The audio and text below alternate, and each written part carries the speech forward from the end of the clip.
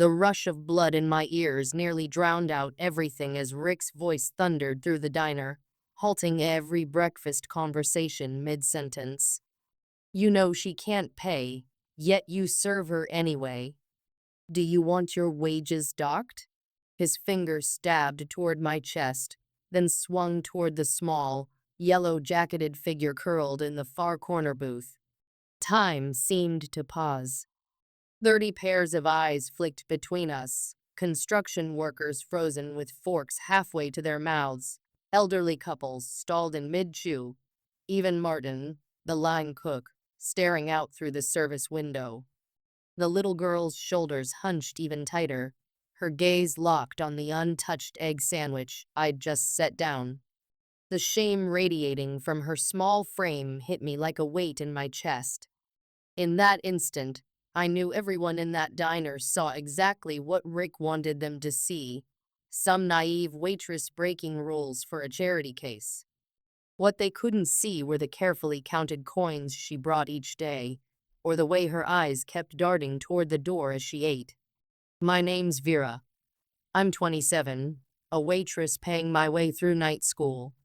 This is the story of how I turned one public humiliation into the most unexpected second chance of my life.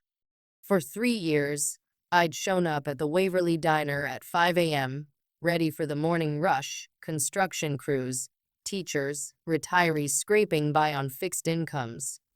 The pay barely covered my tiny apartment and student loans, but the regulars made it worth it. They remembered my birthday, shared their classroom stories, split plates to save a few bucks, yet always tipped well. 2 weeks ago, I'd spotted her for the first time, a girl, no more than 10, slipping in right at 7 a.m. Her yellow jacket hung loose on her small frame, her backpack clutched close. Without looking up, she'd slide into the farthest booth, barely visible above the table. "Egg sandwich, please," she'd whisper so faintly I'd have to lean in to catch it. When it came time to pay, she'd count out crumpled bills and coins, always short by about $2. I'd quietly make up the difference from my tips and add a glass of milk. "Growing bones need calcium," I'd say with a wink. She never replied, but she always finished every bite, eyes flicking to the door over and over. This continued for 2 weeks. 7 a.m., yellow jacket, quiet order, my silent help. She never spoke beyond her order, never smiled, never looked me in the eye, until today, when Rick decided to make me an example. "I asked you a question, Vera," Rick barked, shattering my frozen shock. Behind him, Danny smirked, phone already in hand. My humiliation would be in the staff chat within minutes. "She's just a child," I said, steadier than I felt. "I can't let her go to school hungry." "Not your problem," Rick snapped loud enough for the whole diner to hear. "No more freebies, or it's out of your paycheck." The girl pushed away her sandwich, grabbing her backpack. Before I could reach her, she was gone, a flash of yellow vanishing down the street. In my office. Now, his cramped back office reeked of cigarettes and cheap cologne. A warning notice lay on his messy desk. "Sign here," he said, not looking up from his invoices. "Consider this your first and only warning about unauthorized discounts." "Rick, she's just a kid trying to." "Not our problem," he cut me off. "Parents should feed their own kids." "Sign it." I took the pen, my hand trembling slightly. I could explain how the girl counted pennies, how her clothes seemed more worn each day, how she always arrived alone. Instead, I simply signed. "Don't make me regret keeping you on," Rick added as I turned to leave. "Plenty of people would take your job tomorrow." That night, I lay awake in my studio apartment, replaying the day's events. I couldn't afford to lose this job. Rent was due.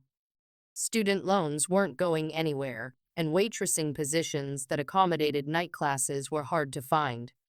but the thought of turning the girl away made me physically ill. Morning arrived with a decision. I would pay for the girl's breakfast myself in full, keeping the transaction completely separate from the diner's books. Rick couldn't object to my serving a legitimate paying customer, but 7 a.m. came and went with no sign of the yellow jacket. By 7:30, I found myself checking the door every few minutes, worry gnawing at my stomach.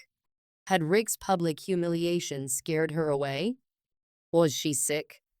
Or worse, had something happened to her? At 8:15, the diner's atmosphere shifted dramatically. Conversation died mid-sentence as a gleaming black SUV with tinted windows pulled up directly in front of the entrance. Two men in suits emerged first, scanning the area before opening the rear door. A tall man in an impeccably tailored black suit stepped out, his presence commanding attention without effort. Two more suited men flanked him as he entered. The breakfast crowd fell silent. Forks paused mid-bite. Rick emerged from the back office, eyes widening. He hurried forward, smoothing his rumpled shirt. "Good morning, sir. Welcome to Waverly Diner. How can we help you?" His voice had transformed into something obsequious I'd never heard before. The man's sharp, intelligent eyes swept across the diner, ignoring Rick completely. "I'm looking for the person who's been helping my daughter," he stated, his deep voice controlled but revealing nothing about his intentions. I froze by the coffee station, pitcher in hand. The four bodyguards positioned themselves strategically around the diner, their posture professional but unmistakably vigilant. Rick's smile faltered. "I'm not sure I understand." "My daughter," the man repeated calmly. 10 years old, yellow jacket. "She's been coming here for breakfast." I set down the coffee pitcher and stepped forward, my heart hammering against my ribs. "That's me," I said quietly. "I've been serving her." The man turned, studying my face for a long moment. His expression shifted from scrutiny to something softer, more vulnerable.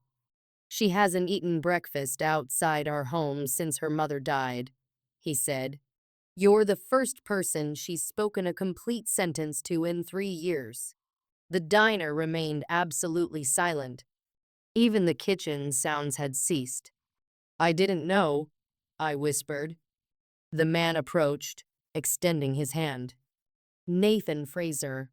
Several gasps rippled through the diner.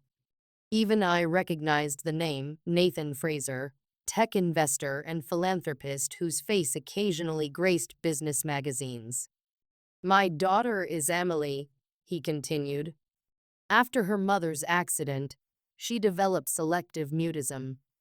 Therapists, specialists, medications, nothing helped. Then yesterday, she handed her tutor a note about a kind waitress." He reached into his jacket and produced a folded paper. I recognized it immediately as the note I'd found under the milk glass the day before. "Substantial raise." I didn't reply. In large, uneven handwriting, it read, "You're the only one who talks to me without being scared. I like the milk every morning. Thank you, E." "This is the first time she's reached out to anyone," Nathan said, his composure faltering slightly. "I had to find out who you were." Rick stepped forward, his demeanor completely altered. "Mr. Fraser, I assure you our establishment always welcomes your daughter. In fact, I personally instructed Miss Sullivan to give her special care." Nathan's gaze sharpened as he turned toward Rick. "Really?" "Because my security team reviewed your establishment before I came in. They overheard quite a different story from your staff." Rick paled noticeably. Behind him, Danny had stopped filming and was inching back toward the kitchen. "Where is Emily today?" I asked, concern pushing aside my awe. "At home with a cold," Nathan replied. She was upset about missing her breakfast here. He turned back to Rick, his tone calm but unwavering. I don't need your apologies. What I need are people like her. He nodded toward me. From his pocket, he pulled out a business card and handed it to me. Miss Sullivan, if you're interested in opening your own restaurant, I'd like to fully finance it. I stared at the card, my vision blurring with tears. I don't understand. You showed kindness to my daughter when she was invisible to everyone else, Nathan said simply. I'd like to return that kindness. The diner's door chimed. A small figure in a yellow jacket stepped inside, followed by an older woman, likely her caretaker. Emily, no longer anonymous, no longer just the girl, walked toward me slowly. For the first time, she looked straight into my eyes. Will you still have egg sandwiches? She asked in a small but steady voice. I knelt to meet her gaze, tears streaming freely now. Every single day, if you want them. Emily smiled, a tiny, delicate thing, but undeniably real. 1 month later, E&V Mornings opened its doors 6 blocks from Waverly Diner. The cozy cafe, its name blending Emily and Vera, featured warm lighting, comfortable seating, and a special corner for schoolchildren. A small sign on the wall read, "No child turned away. All students welcome." I had insisted on keeping prices affordable. The restaurant's business model included a suspended meal program where customers could prepay for food that would be given to someone who couldn't afford it. Emily arrived every morning before school, her yellow jacket now paired with a small apron embroidered with the cafe's logo. She didn't speak much, but she arranged napkins and wrote the daily specials in her steadily improving handwriting. Sometimes Nathan joined us, sitting quietly with his laptop while Emily worked beside me. Other times, he sent the car to collect her afterward, always with a generous tip and a note of thanks.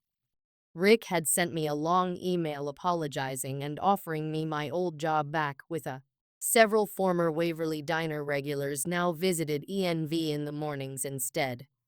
Martin, the elderly line cook, had joined my team, bringing along his secret hash brown recipe. When local news picked up the story, reporters requested interviews. I declined most, but agreed to one brief statement. I hadn't done anything extraordinary. I'd simply refused to overlook a child who needed to be seen.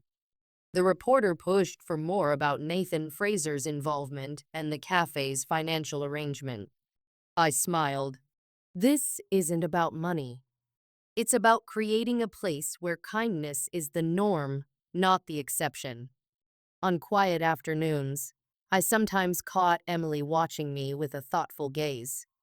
She was slowly coming out of her shell, not in dramatic leaps, but in small, meaningful steps. She now greeted regulars with nods, occasionally whispered comments to me about the pastry display, and had begun keeping a journal of her own. One morning, Emily arrived with a carefully wrapped package. Inside was a framed photograph of herself, smiling shyly, holding an egg sandwich, and beneath it, in her distinctive handwriting, "Thank you for the milk when I was thirsty and the kindness when I was hungry."